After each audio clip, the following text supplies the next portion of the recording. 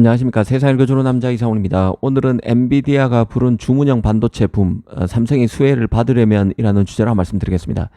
아시다시피 엔비디아 GPU는 AI 칩 세계를 호령하고 있습니다. 문제는 암페어, 호퍼, 블랙엘, 베라 루빈 등으로 진화하면서 계속 가격이 뛰고 있다는 점에 있습니다.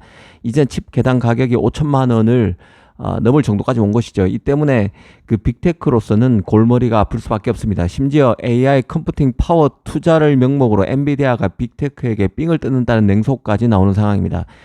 그만큼 AI 인프라 구축을 위해 투자되는 비용 가운데 절대 금액이 엔비디아 GPU 구입에 들어가는 상황입니다.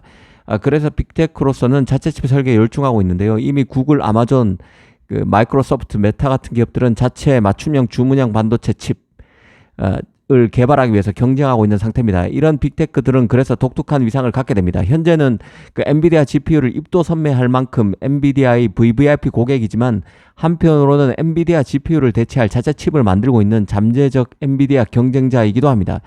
눈에 띄는 점은 이 주문형 반도체 칩의 성장률인데요. AI 칩 시장을 호령하는 GPU 성장률보다 주문형 반도체의 성장률이 더 높게 점쳐질 정도로 앞으로 시장 전망이 밝은 게 바로 이 주문형 반도체 칩 시장입니다. 실제 최근 발간된 그 AI 칩에 대한 디지타임스 보고서를 보면 엔비디아 GPU는 올해인 2024년 90% 이상의 시장 점유율을 차지할 것으로 예상됩니다. 하지만 주목할 점은 바로 주문형 반도체 칩 시장의 폭발적인 성장인데요. 데이터 센터용 주문형 칩 가속기의 글로벌 출하량은 올해 178% 증가할 것으로 보입니다. 앞으로 4년 뒤인 2028년까지 연평균 성장률은 50%가 넘어서 52%에 이를 것으로 보이는데요. 그만큼 엔비디아의 값비싼 칩을 대체하기 위한 시도가 현실이 되고 있고 앞으로 성과가 기하급수적으로 늘어난다는 뜻이기도 합니다. 이 엔비디아 칩에 대한 의존도를 줄이는 이유는 그 범용 GPU에 비해서 맞춤형 칩이 더 높은 효율성과 더 낮은 전력 소비로 최적화된 클라우드 서비스를 제공할 수 있기 때문인데요. AI 그 컴퓨팅 파워에 대한 수요가 계속 증가함에 따라 거대 클라우드 기업은 높은 비용과 높은 컴퓨팅 용량에 대한 요구라는 이중과제에 직면해 있습니다. 주문형 칩은 이러한 문제에 대한 핵심 솔루션으로 부각되고 있는 상태입니다. 특히 여러 번 지적했듯이 이런 칩 개발 부분은 결국 파운드리 시장의 성장을 의미하는 것이기도 합니다. 실제 그 TSMC 실적을 보면 AI 가속기용 칩이 스마트폰용 칩보다 훨씬 빠르게 성장하고 있음을 알 수 있는데요. 이미 AI 서버 및 데이터 센터를 포함한 고성능 컴퓨팅은 현재 TSMC 매출의 50% 이상을 차지하고 있습니다. 이 파운드리 입장에서 더 고무적인 것은 이런 AI 칩은 적어도 7나노보다 더 발전된 프로세서 노드를 활용한다는 점에 있습니다. 최소 5나노에서 만들어지고 대부분 4나노 아니면 3나노를 활용해야 하기 때문에 고부가 칩입니다. 삼성이 이 시장을 잡아야 하는 이유기도 합니다. 분명 그 파운드리가 소화해야 할 칩의 양이 많아지기에 삼성에게도 기회가 갈 것입니다. 그런데 문제는 이 칩의 생태계를 꼼꼼히 뜯어보면 이런 엔비디아 칩을 대체할 빅테크 칩도 삼성 파운드리가 막기에는 적지 않은 극복 과제, 현실의 난관이 많다는 점에 있습니다. 사실 그 팹리스는 그 자체로 존재할 수는 없는데요. 크게 팹리스 도움이 가 많습니다. 3개 정도로 꼽을 수 있는데 설계를 수월하게 잘 하기 위해서 IP를 만들어주는 ARM과 같은 반도체 IP 기업이 있습니다.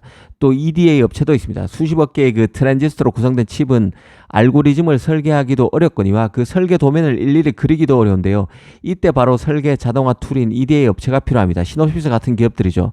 이런 EDA 업체도 바로 팹리스 도움이 됩니다. 마지막으로 오늘 제가 말씀드리고 싶은 디자인 하우스가 있습니다. 이 팹리스에게 결정적인 도움을 주는 업체들이 바로 디자인 하우스인데요.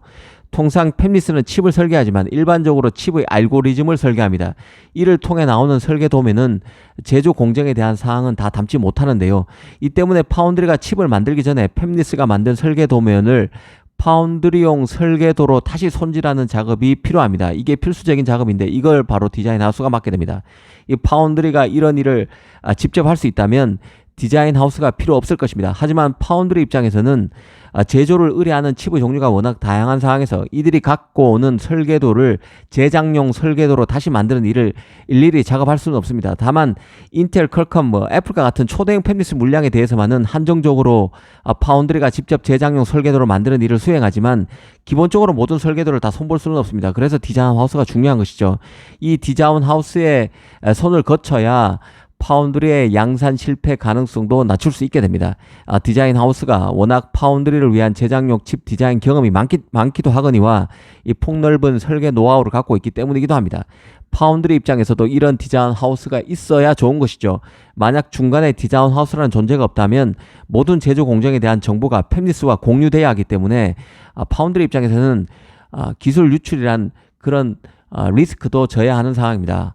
이 때문에 파운드리와 디자인 하우스의 신뢰 관계는 필수인데요. 그래서 파운드리마다 디자인 하우스 풀이 따로 있습니다. TSMC와도 작업을 하고 삼성과도 작업을 하는 그런 디자인 하우스는 없다는 뜻입니다. 이 팹리스는 파운드리의 제조를 맡기는 과정에서 파운드리가 지정하는 특정 디자인 하우스와 작업을 하게 된다는 뜻이기도 합니다. 사실 그 산업 초기만 해도 디자인 하우스의 개념조차 없었는데요. 칩이 단순할 때만 해도 팹리스가 직접 자신의 설계도를 제작용 설계도로 바꿔서 직접 파운드리와 작업을 시작했습니다.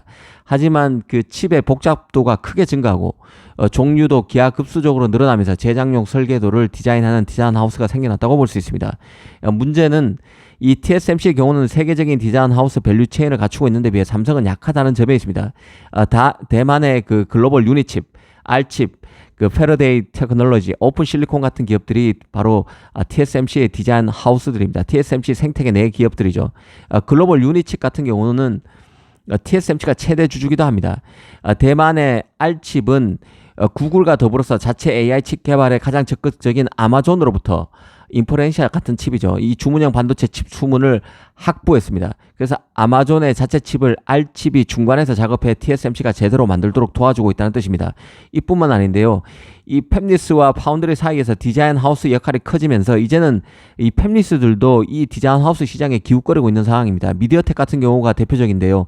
미디어텍의 경우는 아직 오피셜은 아니지만 대만 언론에서는 이 미디어텍이 구글 칩 주문을 확보한 게 아니냐는 말이 나오는 상황입니다. 구글의 TPU를 TSMC에서 만드는데 그 중간에서 미디어텍이 디자인 하우스로서 역할을 할 수 있다는 뜻입니다. 오피셜로 확인되지 않았지만 앞으로 예의주시해야 할 대목입니다. 이런 사례에서 보듯이 이 팹리스와 디자인 하우스, 파운드리로 연결되는 생태계가 워낙 탄탄합니다. 이 때문에 그 AI 분야 주문형 반도체 칩 급성장 속에서도 이 삼성의 대형 일감 수주가 잘 발견되지 않는다는 생각도 듭니다.